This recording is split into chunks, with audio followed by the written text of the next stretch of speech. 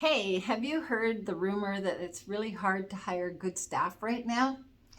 There are solutions. Stay tuned.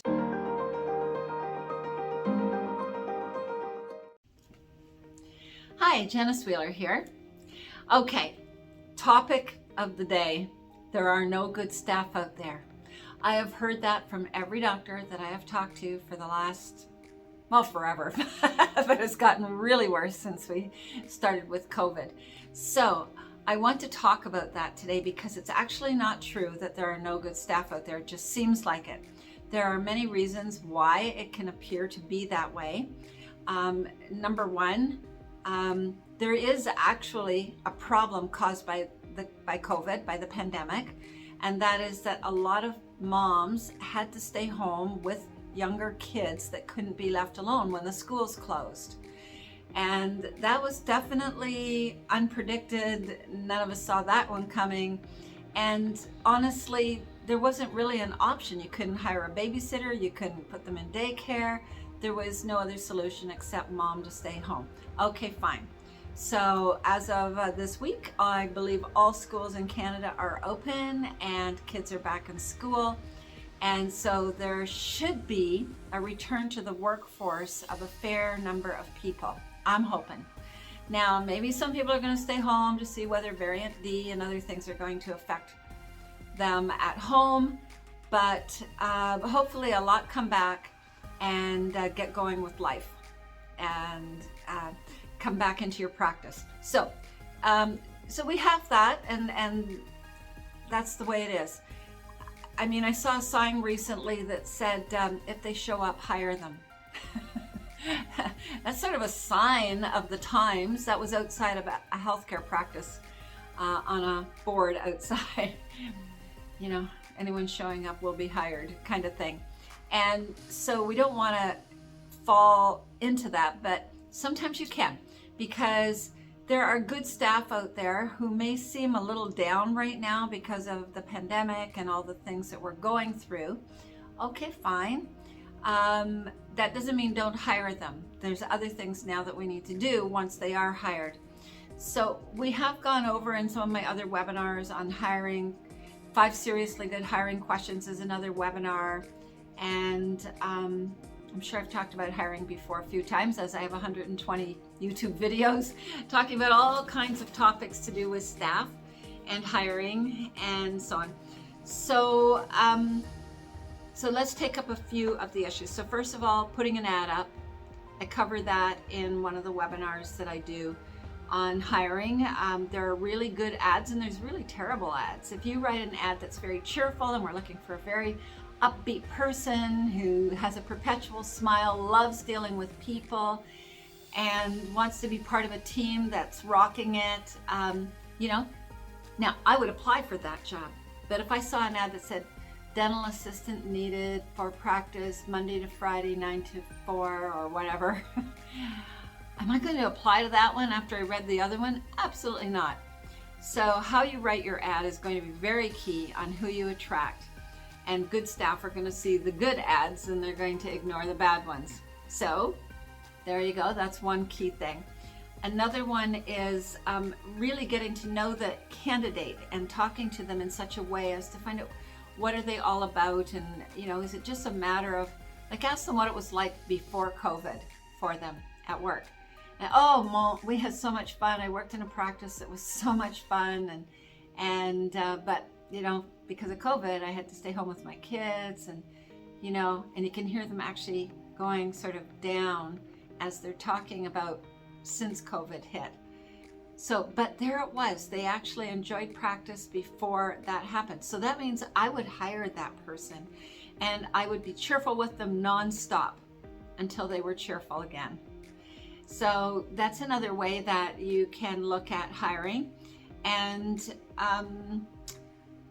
another thing to watch out for is that you don't bring your team down, because let's say you have hired people or your staff have stayed with you through the whole thing, but they've gone down a bit and you've gone down with them, or maybe you went down the emotional scale and they followed you, whatever. You are the leader. And so when it comes to hiring staff, You have to hire people that you want to lead, that you like, that you can see some possibility in them. But then once they're hired, you have to lead them into the higher tones of being cheerful and having fun and so on. If you go down or get really caved in or bummed out by things, well, you're going to turn around and do the same thing to your staff. So you don't want to do that. You have to cancel that. You know, I myself own a business, and I have staff, and you know, we've gone through the same COVID, only we were locked down like the first time, like you, but we were completely locked down, and then we were locked down December 24th last Christmas until mid-July this year.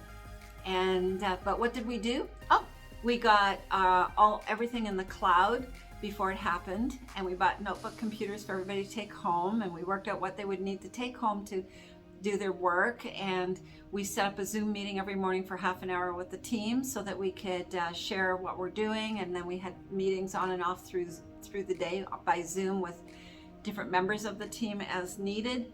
And you know, we just stayed upbeat, and we just produced like little bunnies, getting things done and doing marketing, and you know, helping all our clients do great. And you know, so we could have sat back and went, oh, woe is me, blah blah blah, but we didn't.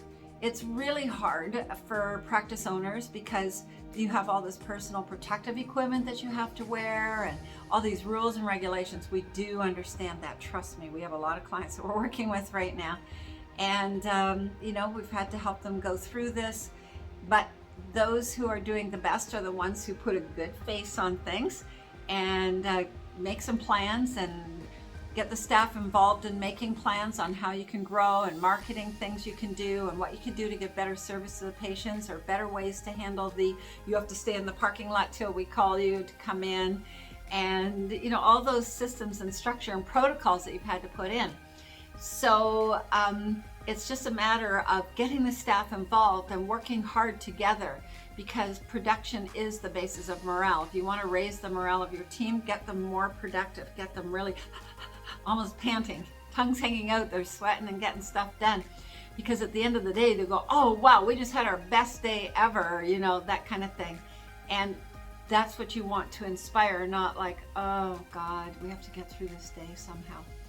You know, anybody who does that, you send them to the back room for 5 minutes and stand in a corner. I'm just kidding.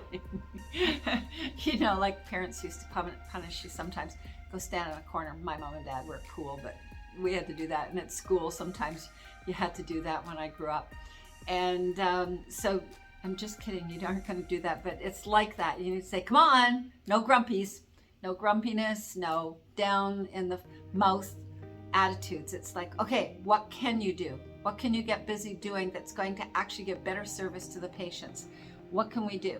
You know, that kind of thing. So you're the leader, and how you're doing is going to be how your staff do, and whether they want to stay with you. And I've had clients who have hired awesome staff and in the past before us, and yet they blew them off because they didn't have boss skills, and they weren't being good leaders, and they weren't training their staff correctly, and they weren't correcting them when they made mistakes in the right way so that they didn't get repeated, and so on.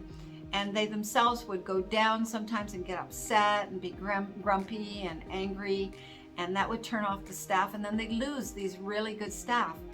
I did a course that we offer to our clients. I had read it many years earlier, but I actually did it as a course because I had at that time 6 staff and myself and my husband, and I was going to kill the other 6 staff. I mean, I was going to can them. It was a funny thing I was saying. I was going to can them or kill them. And then I thought, you know, my clients do this course on how to be an executive, and they like their staff afterwards. And I went, wow, I think I better do that course again. I did it. And we went up 65% increase in income and delivery the next year from one course that I had already read before, but was not applying properly because it was a long time ago. And I didn't really do it properly as a course. I just read the material. So anyway, we have some cool tools that help our clients become very good bosses. even when they thought they couldn't be. I'm just a doctor, I don't want to be the boss. You know, even those guys have turned around and become proud of themselves on what they accomplished and how well their practices are doing.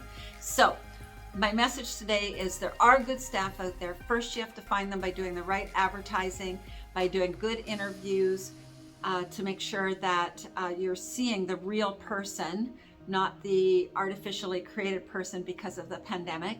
And then get them on your team, and you have 90 days to turn them into somebody good. If it doesn't work after even 3 weeks, end it, start again. Sorry, you know, you have to do what you have to do, but you do have 90 days to say bye-bye, and without giving a reason or any severance pay or anything. So yeah, so use that, and then be an awesome boss, awesome team leader that really pulls your team up and gets them busy and productive, and you will do fine. And see us. We have awesome tools for you. This is what we do for a living. We build practices. I don't think anybody goes up less than $10,000 a month with our help. We've done this for 32 years. It's our mantra, you know, and we build extraordinary practices. So, you know, see us, and I do a free practice analysis. Doesn't cost you a thing, 3.5 hours long, and I've done 6,000 of these, and I am never bored because everybody has very unique problems, and I love helping uncover what they are and seeing if we can do something about them to help. So if you want one of those, just give me a call. In the meantime, watch for my YouTube videos that come out each week. Give us, you know, just subscribe so you will always be made aware of them. Give me a like if you like this today, and tell your friends about us. Okay? Thanks for paying attention. Bye. To get your practice analyzed, contact the Art of Management at 416-466-6217.